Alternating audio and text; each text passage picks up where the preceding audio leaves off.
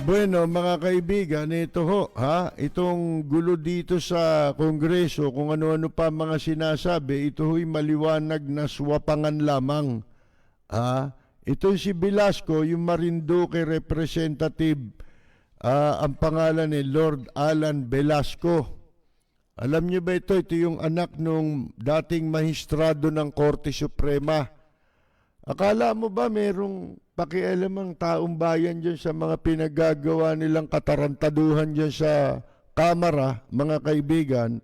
Isipin mo, eto ngayon, di ba, nung italaga, isipin mo na itatalaga na speaker. Dinedesignate ng presidente, Speaker of the House. Noon pa lang, dapat nagduda na kayo katulad ko di ba? Nasabi niyo rin sana nung araw na walang walang tutupad sa kasunduan dyan, lalo na sa ugali ni Alan Peter Cayetano. Akala mo tama siya lagi, di ba? Yung pala may tama. Ngayon, eto ho, hindi tinupad, dapat hanggang next month di ba? Ang termino, magkakaroon ng term sharing. Susunod si Velasco. Meron pa nga susunod doon, di ba? Yung si Martin Romualdez yata. Tatlo silang maghahati, mga kaibigan. Pero ano nangyari? Eto. Nanatili sa pwesto si Alan Peter Cayetano. Ano pa nga ba? Kahit naman magpalit yan, may mapapala ba taong bayan dyan? Wala naman Eto ngayon, sabi ni Velasco, nananawagan siya sa kanyang mga kasamahan na kilalanin yung term sharing agreement sa pagitan niya at nitong si Speaker Caldero Alan Peter Cayetano. Ginamit pa ang Panginoon Diyos dito saying it was made for God and our country. Yun daw, agreement na yun, para sa Diyos daw yun at sa bansa. Ako, naloko na, po, mga kaibigan. Sa kanyang post sa Facebook, sabi ni Velasco, na yung kasunduan sa pagitan nila ni Cayetano, nakabase sa tiwala sa isa't isa nila. Kayo pwedeng pagkatiwalaan. Especially as it was brokered. Ang liwanag Ito lantad na. Hindi sila nahihiya, mga kaibigan. Hindi sila nahihiyang sabihin itong mga sinasabi nila ngayon. It was brokered. Ang nagtulay dyan at namagitan dyan by a forge, dyan sa kasunduan na yan, in the presence of President Rodrigo Duterte. Alam nyo, dapat di nyo na sinasabi yan kung may utak kayo Di ba? Sapagkat lumilitaw po, mga kaibigan, na yung speakership kailangan presidente pipili at ang magpapasya ang masusunod kung sino ang speaker. Bagay, aminin natin at sa hindi, ito'y ginagawa na noon pa. Di ba? Lagi naman ganyan kung sino nakaupo, sabi nga sa inyo, yang Kongreso, yang Senado, walang ipinagkaiba yan sa baboy. Yung baboy kung saan naroon ng darak, doon nakasabsab yan. Kung nasa ng labangan, doon sila sumasabsab, mga kaibigan. So wala namang pagbabago ron Kaya lang, nung araw, discreet. Kumbaga hindi nila isinasa publiko na ang presidente nakikialam. Kaya yung sasabihin mo hindi nakialam si Presidente Duterte sa pagpapasara ng ABS-CBN, abay, isang malaking katarantaduhan yun. Eto nga speakership nga, liderato ng Kamara, pinakikialaman di ba? Ito naman mga ito, nagsisip-sip. Samantalang sila'y hiwalay sa executive, mga kaibigan. Hindi ba? Co-equal branch of the government. Mga kaibigan. Bakit nagpapatuta sila sa nakaupo sa pwesto? Hindi ba?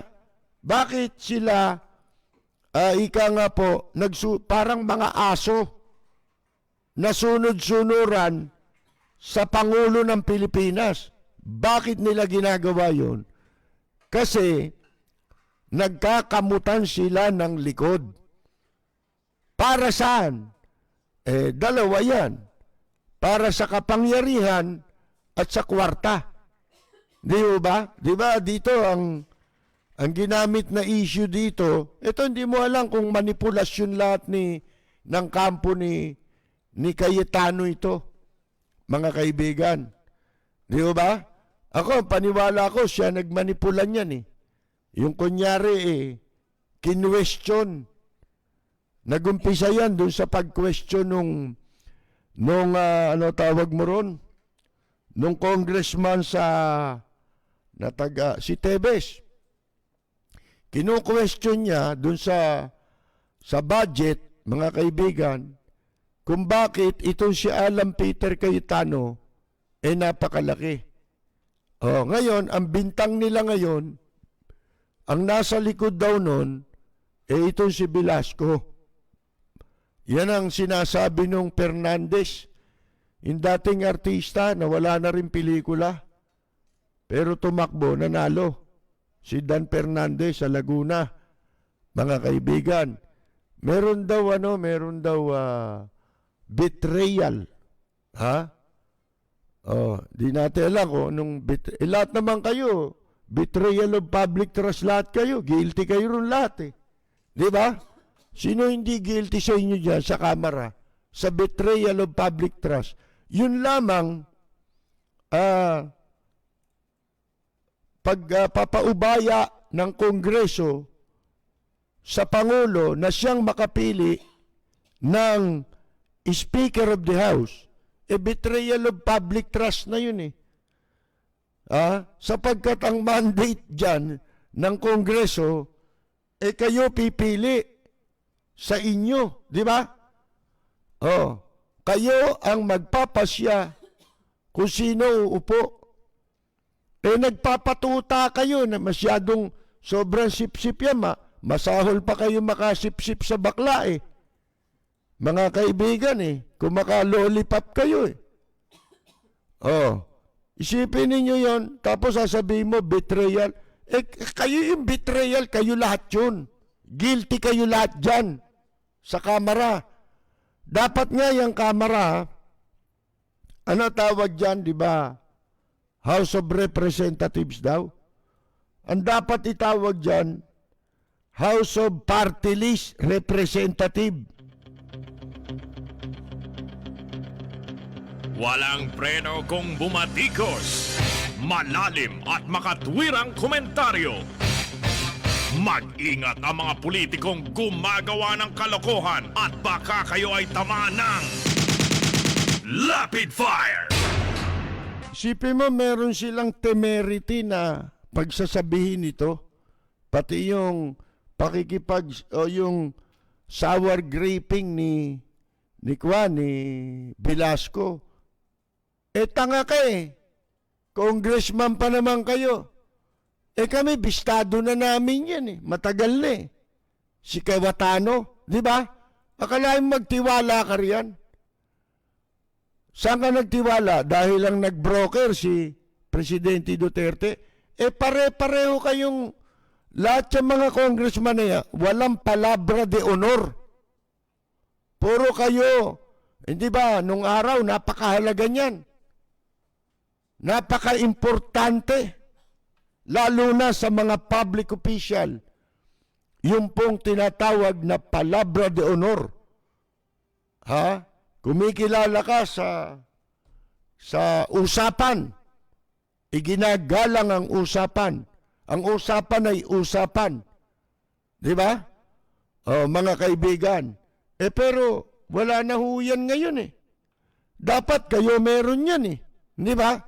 Dapat yung standard na yan, meron lahat ang mga public official. Ang problema, ultimo yung presidente natin, walang palabra de honor. Nakita naman ninyo. Bukas, China siya. Sa makalawa, Amerika siya. Susunod na araw, China na naman siya. Walang preno kung bumatikos. Malalim at makatwirang komentaryo. Mag-ingat ang mga politikong gumagawa ng kalokohan at baka kayo ay tamaan ng Lapid Fire! Sa ilalim po ng napagkasunduan nila noon, mga kaibigan, maghahati, hindi ho ba? Ayon kay Velasco, 15, yung unang 15 buwan ng termino, mga kaibigan, si Caldero Cayetano, di ba? Tapos itong si Velasco, magsisilbi yung natitirang 21 buwan. Yan yung term sharing agreement na ang namagitan niyan, ang sumaksi dyan, at ang kumausap sa kanila dyan na maghati, si Digong nyo. Diba? Si Rodrigo Bowa Duterte, ayon sa Central Bank of the Philippines. Yun na ngayon ang middle name niya, Bowa. Ayan po, Ngayon, sabi ho dito nitong nagmamaktol na si Velasco, the covenant was crystal clear. A 21 term sharing agreement. The first term expires on September 30. Dapat hanggang sa makalawa na lang pala si Caldero. Masarap eh. Tsaka malaki na deliver nito ba? Doon lang sa nakupit sa ASEAN, tawag mo ron. Di ba? Mga kaibigan. Kaya kasmala si ikaw, wala ka na di-deliver. Ano ba nadala mong pera? Wala, mga kaibigan. Walang preno kung bumatikos. Malalim at makatwirang komentaryo. Mag-ingat ang mga politikong gumagawa ng kalokohan at baka kayo ay tamaan ng Lapid Fire! Eto, sabi ni Velasco, ang gaganda ng sinasabi niya eh. Lahat naman sila ganyan eh. Pag merong hindi nakuha, nagkalokohan, kayo, naglokohan kayo eh. Di ba? Kasalanan ninyo yan. Problema mo yan. Ikaw ang naniwala eh. Unang-una, pumayag ka na ikompormiso mo ang konstitusyon. Bakit? Hindi yun ang mandate nyo. Wala kayong mandate na ganon sa saligang batas na ang liderato ng Kamara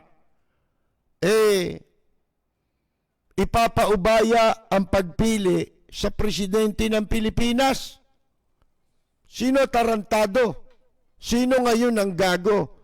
Walang hiya na yung mga kasama mo na nanloko sa inyo, lumalabas gago ka dito sa sinasabi mo. Pumayag ka kinompromise ninyo yung constitutional mandate ninyo bilang mga elected officials. At mambabatas kayo. Meron kayong sariling mandato sa saligang batas na hiwalay sa executive. Nagpailalim kayo, eco-equal yan, mga kaibigan. Isipin mo katarantaduan niya ngayon, sinasabi mo yan. Alam mo, dapat dito sa sinasabi nyo, pinag-uusapan nyo ni Alan Peter Cayetano ngayon, inaamin ninyo yung term sharing, mga kaibigan. Inaamin nyo yan. Dapat ma-expel na kayo Kung tutuusin ninyo eh. Lahat ng pumapabor ngayon, eto, nagkakampihan ngayon. Kesyo, ang lahat daw, o majority, magtaka kayo ang majority, kasama yung minority. Bakit? Kwarta ito eh. Pera po pinag-uusapan dito, mga kaibigan. Yung pork barrel. O kaya tama alam nyo, nung araw may komentarista sa radyo. Kawawa naman itong komentaristang ito dahil nung nag-martial law, pagkatapos ng martial law, hindi na siya nagprograma ulit sa radyo. Nakikiprograma na lang siya. Alam nyo kung sino yon? Si Lucio Digala. Yung madalas ginagawang katatawanan ni Yumaong Rod Navarro sa kanyang programa. Magaling yun si Lucio Digala. Ha? Alam niyo yun si Lucio Digala at saka si Cauding Bartolome. Estudyante yan Damian Soto, yung komentarista dinadakila natin sa radyo nung araw. Kinatatakutan yun, magaling magsalita yun. At yun, hindi yun, hindi kurap. Hindi kurap yun si Damian Soto, mga kaibigan. Lahat to, binabanatan nun. Pag mali, babanatan ka. Pupunahin ka. Kung may dapat ipuna sa'yo, pupunahin ka. At saka yun, yun, iba ang talent nun. Sa mga komentarista, ang talent nun, iba. Paulit-ulit na sinasabi yun, Ngayon, bukas, yun din yung sasabihin niya. Sa makalawa, yun din sasabihin niya. Mga kaibigan, akala mo nakatape, pero live yun. Kasi kung ano yung sinabi niya kahapon, pati tuldok, yun na yun Walang magbabago ron. Ang galing nun, si Damian Soto. Ngayon, yan si Lucio Digala. Si Lucio Digala nun, nung panahon ni dating Pangulong Marcos, magkakaroon ng presidential election. O hinahamon si Presidente Marcos ng eleksyon. Itong si Lucio, si Lucio Digala, pumanaw na rin yan, taga-Tondo yan. Si Damian, taga-Tondo rin yan. Alam ba ninyo si Don Chino Roses, yung nagpatakbo kay Mrs. Cory Aquino, yung nag-gather ng 1 million signature para patakbuhin si Mrs. Cory Aquino. Si Don Chino Roses, publisher ng Manila Times, naging boss ni Senador Benigno Aquino yun. At yun ang nagpadala kay Ninoy Aquino sa Korea para i-cover yung digmaan sa Korea, mga kaibigan. Ngayon, ito si Lucio Digala, para mainsulto ni Don Chino Roses, si Marcos, para mainsulto, ang ginawa niya, sabi niya, Lucio, takboy ka ba? Kasi Kastila yun magsalita. Pinatakbo niya ang presidente. Akalain niyo si Lucio, naniwala. Ngayon, merong mga mosquito papers nung panahon ni Presidente Marcos. Na bumabanat sa administrasyon ni Pangulong Marcos. Ano yung mga Mr. and Miss? Mr. and Miss magazine yun, news magazine. Akalain ninyo, na-picture doon si Lucio Digala. Cover siya nung magazine na yun. For President, lalabang kay dating Pangulong Marcos. at siya in-interview, ang haba nung interview sa kanya. Alam nyo, isa lang ang sinabi niya ron na nagkatotoo ngayon. Nagkatotoo na yun ang mas bagay na talagang maging pangalan ng Kongreso. Kasi tinanong siya, nung panahon na yun, ang Kongreso natin, bali, ang tawag Batasang Pambansa. Yun ang katumbas. Kasi semi-parliamentary tayo sa ilalim ni Pangulong Marcos. Di ba? Ngayon, tinanong siya, pagka ikaw ay nanalong presidente, ano gagawin mo? Sinabi sa kanya, tinanong siya, bawat tanong, meron siyang sagot. Sino mga pipiliin mo na manungkulan sa gobyerno? Marami siyang pangalan binanggit. Yung iba, commentator nga sa radyo pagkatapos, pagdating sa Kongreso, sabi, yan, yung Batasang Pambansa, yun ang Kongreso natin noon. Ano gagawin mo dyan pag nanalo ka? Alam nyo, sabi ni Lucio Digala, gagawin kong piggery.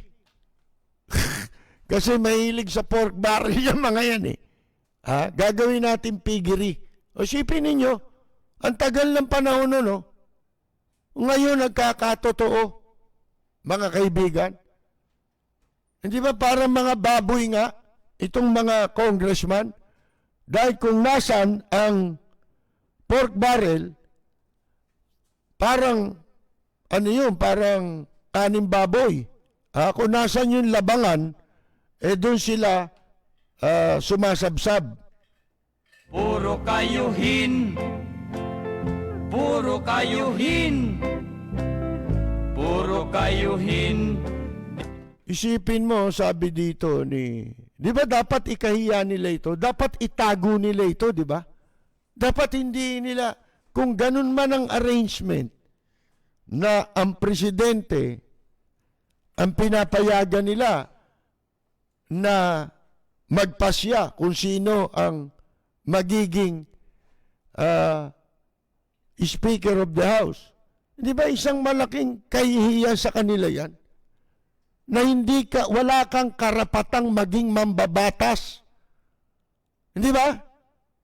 Sapagkat, yan pa lang, hindi mo na alam kung ano trabaho mo Kung ano mandate mo Ang mandate mo, isa sa mandato mo bilang isang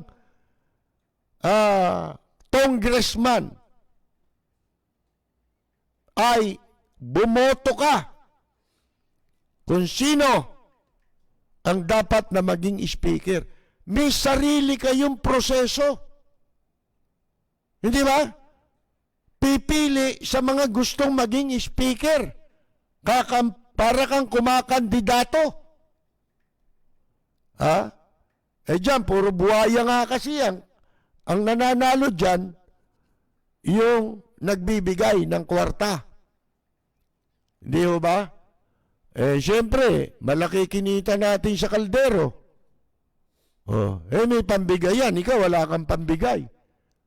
Bali ba ang daming insertion dito sa susunod na budget na pinag-uusapan ngayon, di ba?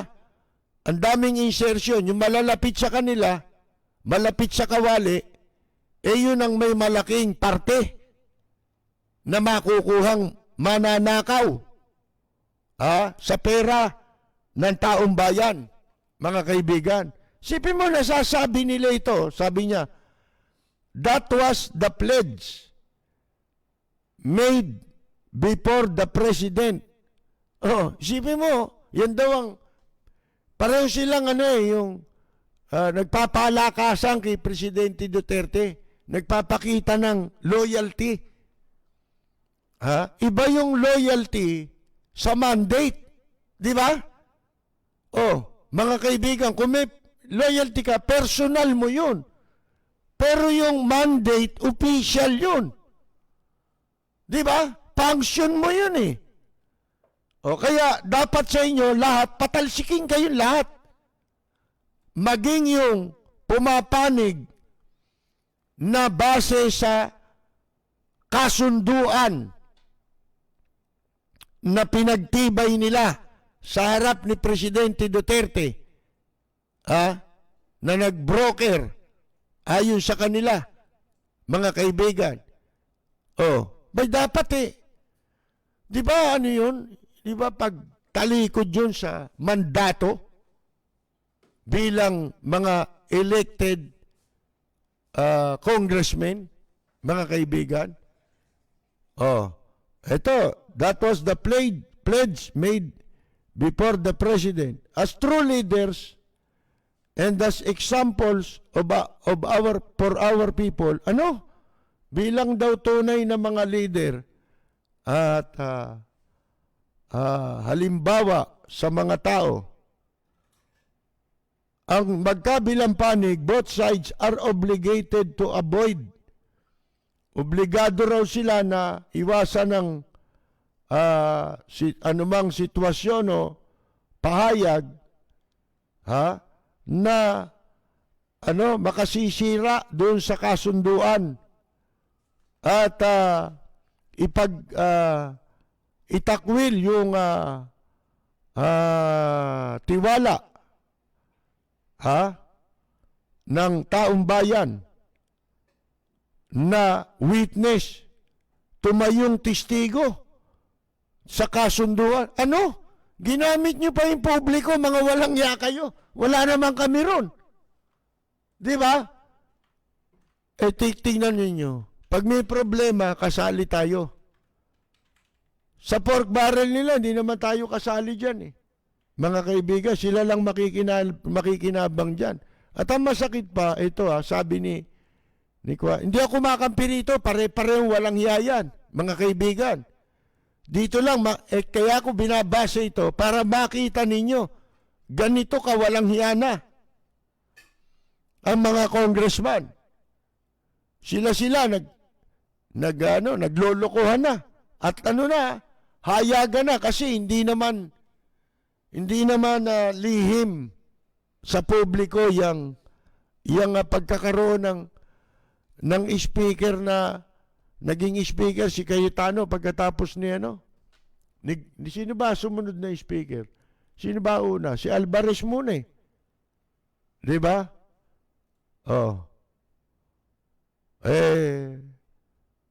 Hindi, itong 18 Congress, si Cayetano na ang speaker dito. Yung kay Alvarez, yung nakaraan yun mga kaibigan di ba? Yung naunang 3 taon. Ngayon, ito, sabi ni Velasco, let us uphold the agreement. Kilalanin natin, sundin natin ang kasunduan as this was made for God and our country. Sipin mo, pati ang pangalan ng Panginoon Diyos,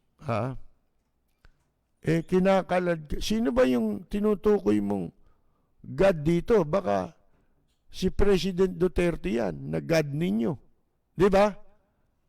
Mga kaibigan, baka hindi yan ang ibig, hindi yan Hindi yung tunay na Diyos ang binabanggit niya rito Palagay ko Kasi walang pakialam ang Panginoon Diyos dyan sa ginawa niyong katarantaduhang yan Kayo, naglolokohan kayo, kakapirang yung kapangyarihan, talagang gutom na gutom sila sa kapangyarihan mga kaibigan Sabi, I have always intended to honor. Siya raw talagang may kilala siya. Hindi, alam niyo nung unang naging congressman itong si Velasco, si Cayetano naman talagang hindi dapat pagtiwalaan yan. Gago lang magtitiwala dyan. Mga kaibigan, tandaan nyo yan. Ilang beses nang nagpalipat-lipat yan, di ba? Yun lang kay Noynoy siya dati, di ba? Ngayon, kung makabira yan sa Dilawan, di ba? At saka natandaan ninyo nung presidente si Gloria, di ba yan din na nagbulgar? Ngayon, di ba magkakasama sila ngayon? Yan bang mga ganyang klase ng tao pagtitiwalaan nyo pa? Walang preno kung bumatikos. Malalim at makatwirang komentaryo. Mag-ingat ang mga politikong gumagawa ng kalokohan at baka kayo ay tamaan ng Lapid Fire! O, kita ninyo, dalawa na nanloko kay Velasco. Ngayon, niloko siya ni Cayetano, niloko pa siya ni Presidente Duterte. Di ba? Ano ka lang, ginamit ka lang para dumami kayo sa kamera. Yan ang mahirap eh. Bakit? Kinompromise mo eh. Ngayon, kahit magreklamo ka, hindi ka na makakakuha ng simpatsya. Di ba? Dapat, marunong ka mag-analyze eh. Ang tatanda nyo na kasi, hindi nyo pa alam.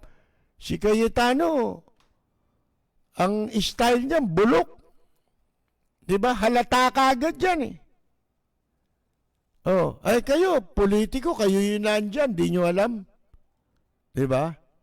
Ito, sabi. Ang sabi raw ni Presidente Duterte, hindi niya raw matitiyak, magagarantyahan na yung speakership para kay Alan Velasco. Magkapangalan pa eh. Ito naman, Lord Alan Velasco. Ito, nung unang pumasok itong congressman, natandaan ninyo, panahon ni Pinoy, ang speaker to si Belmonte, isa pang balimbing. Parang Cayetano rin ang style nito, di ba? Si Sonny Belmonte. Mga kaibigan, alam niyo na nagkaroon ng constitutional crisis. Dahil sa protesta laban dito kay Velasco, mga kaibigan. Pinotesta ito nung nakalaban niya sa Marinduque. Hindi ako nagkakamali, si Carmen Sita Reyes yata yun eh. O yung anak, hindi ko matandaan. Basta merong protesta sa kanyang pagkapanalo bilang congressman. Ngayon, natapos na yung kaso, napasyahan na sa, ano ba yung tawag dito, sa Supreme Court. Umabot sa Supreme Court eh. Napasyahan doon sa Supreme Court. Pero, nung nagpasya ang Supreme Court, pabor dito kay Velasco. Alam niyo kung bakit? Kasi yung tatay niya nakaupong Associate Justice. Yun yata governor ngayon eh. Si Presbyterio Velasco. Yun na nakaupong Associate Justice ng Korte Suprema. Isipin mo yun. Hindi pa yun nagkaroon ng constitutional crisis. Alam nyo kung bakit? Kasi nung pasyahan ng Korte Suprema, yung kaso nitong si Velasco, pabor sa kanya. Alam ba ninyo na wala ng jurisdiction ang Korte Suprema na magpasya doon sa kaso niya? Bakit? Kasi po, nakapanumpa na yung isang kandidato. Yung kandidatong may protesta, hindi ko alam kung sino sa kanila ni protesta. Basta yung kalaban niya, nakasumpa na bilang congressman. Ano ibig sabihin nun?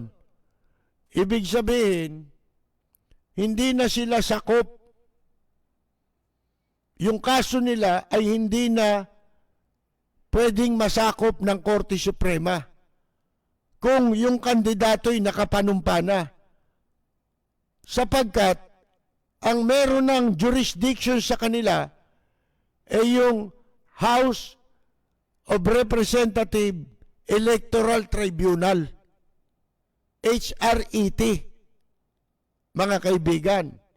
Yun na dapat ang may sakop. Pero ang Supreme Court nagmamadali. Sipin ninyo talagang ang bilis nung pagkakadesisyon.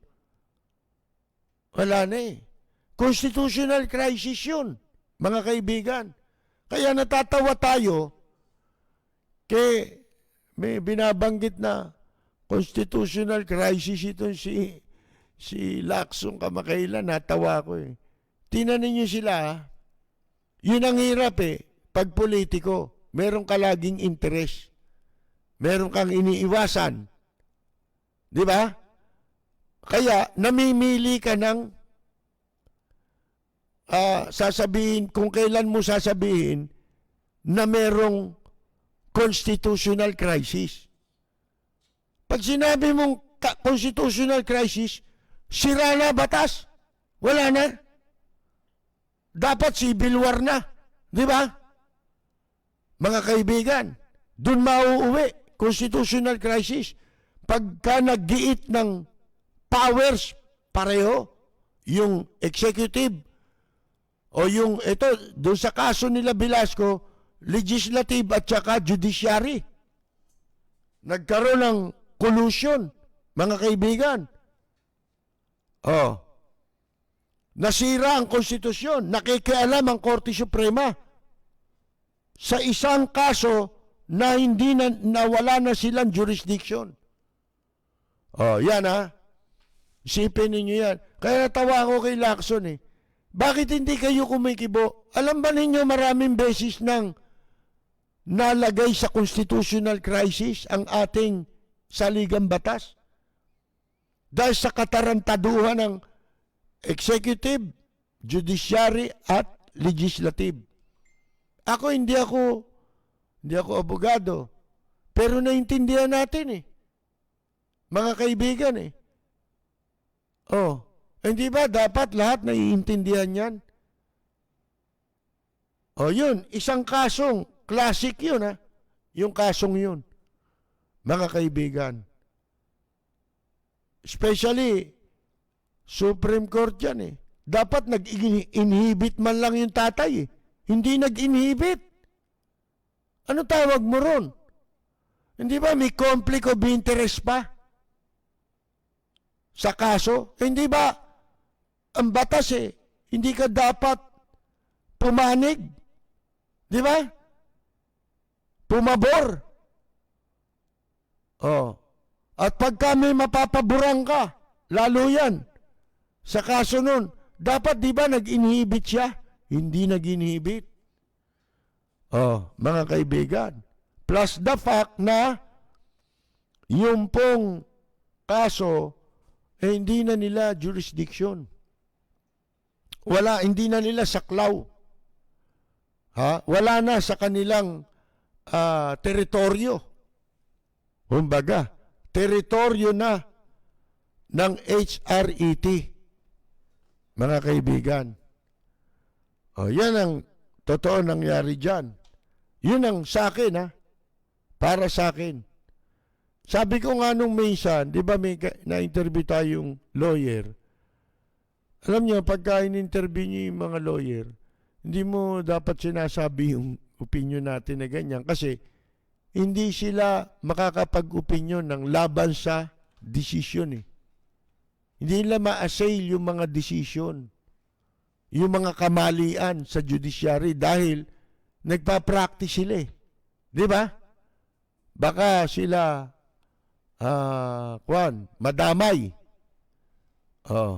Pero alam nyo, dapat pagka ganung mga instance, meron mga tumatayo. Diba? Ang Senado, walang imik Ang Senado. Yung Integrated Bar of the Philippines, wala rin. Hindi ba? Kasi saklaw pa rin sila ng Korte Suprema. Hindi nila ma-question. May kumwestiyon sa Korte Suprema, matapang na abogado. Ano ginawa sa kanya? Di ba ang ginawa sa kanya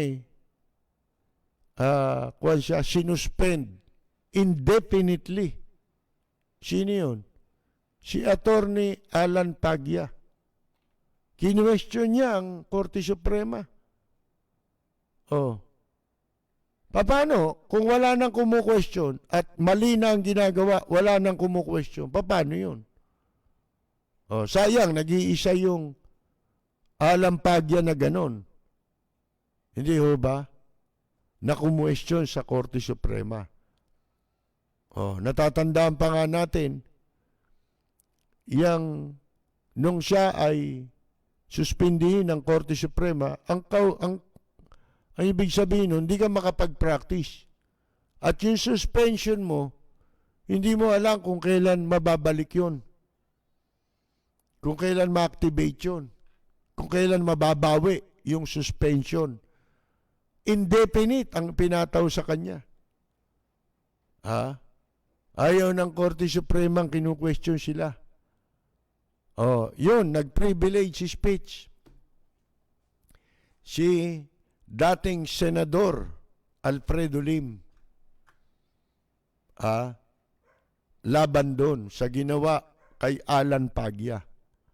Kasi, mawawala na eh. Paano siyang mabubuhay bilang isang may pamilya ka? Di ba? Oh. Ganun si Lim eh. Yung mga inaapi, yun ang mga pinagtatanggol niyan eh. Oh, mga kaibigan, isa na yun, si Alan Pagya, hindi niya kakilala yun, personally.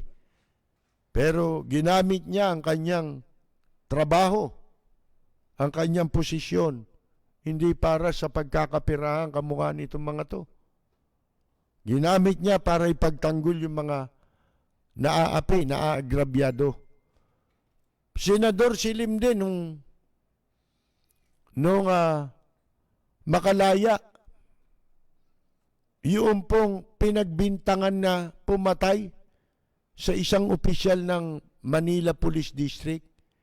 Kung hindi nakatakbo kay Mayor Lim yun, patay na yung tao.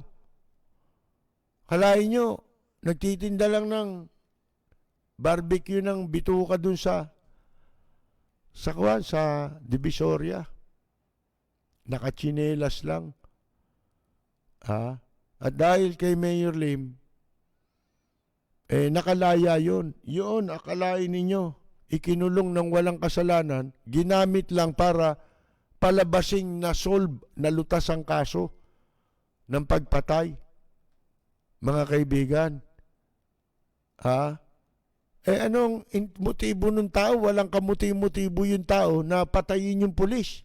Yung opisyal ng pulis eh. Anong motibo niya? In the first place, di ba? Ginamit lang siya para makuha yung reward. Mga bata ni Atienza gumawa niyan doon sa tao. Kawawa naman yung tao. Mga kaibigan. Ganyan ang ating batas namimili. Lalo kung pangkaraniwan ka. Sino ngayon sa pangkaraniwan tao? Ang nalalaman ninyo, sino sa inyo magtatanggol ngayon sa inyo? Diyan sa mga senador. Meron pa ba kayong pagdudulugan ngayon? Lawa na, mga kaibigan. Pero tayo po ay wala ng oras, mga kaibigan, sapagkat ang ating pong palatuntunan sa DWBL ay napapakinggan po lamang alas 10 hanggang alas 11 ng gabi.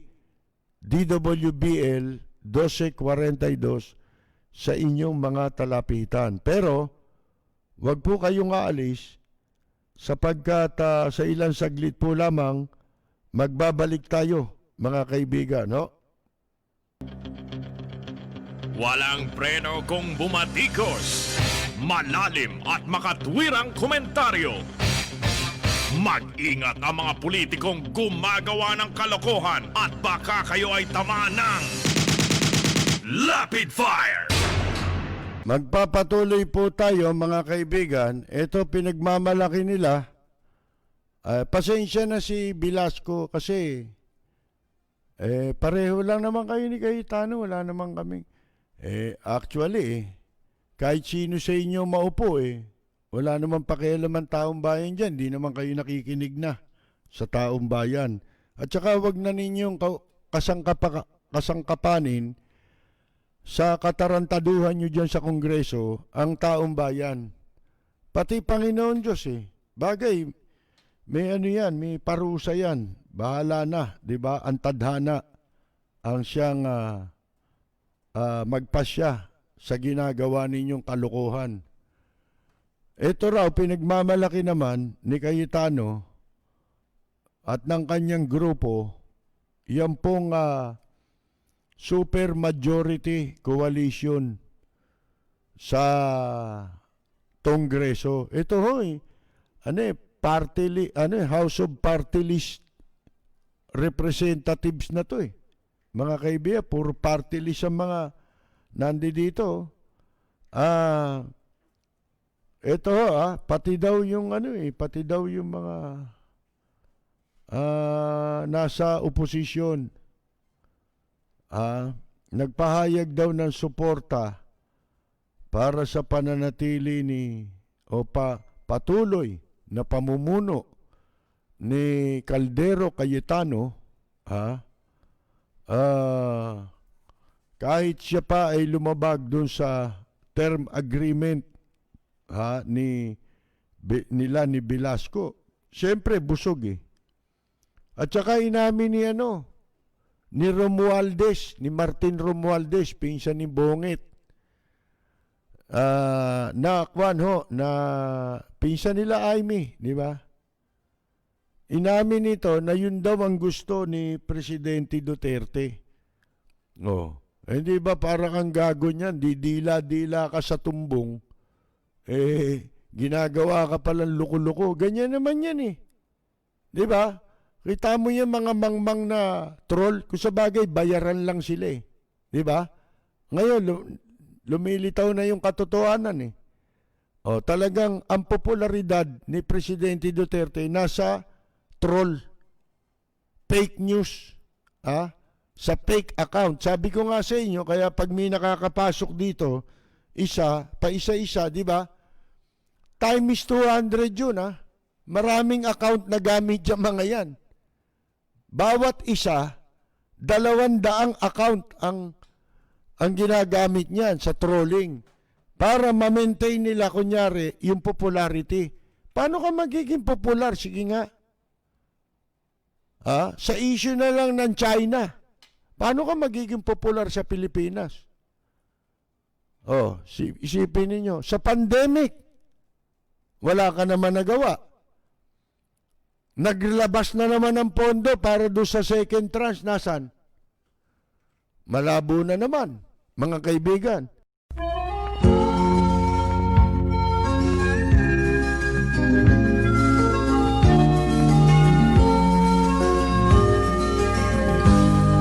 Sa bayan ko ay isa ang lahi, dito'y wala ang pagkukunwari.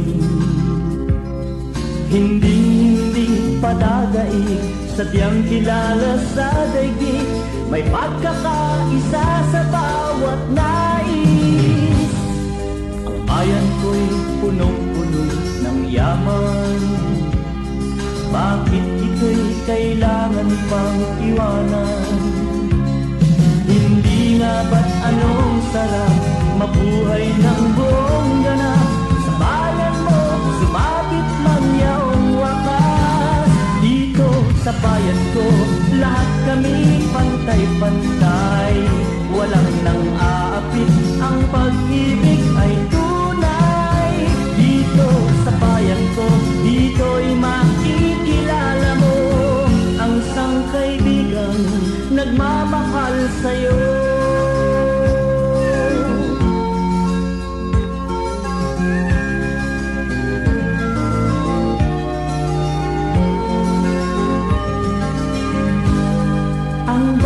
Ko'y punong-puno ng yaman, bakit ito'y kailangan pang iwanan?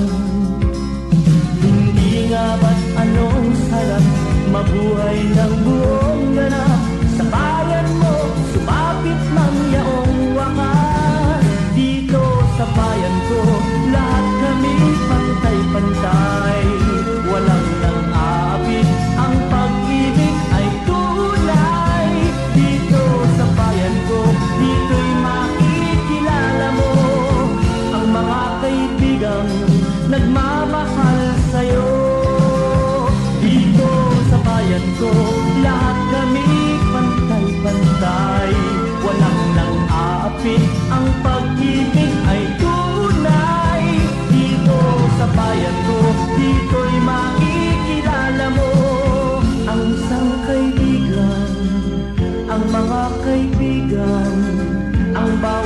kaibigan na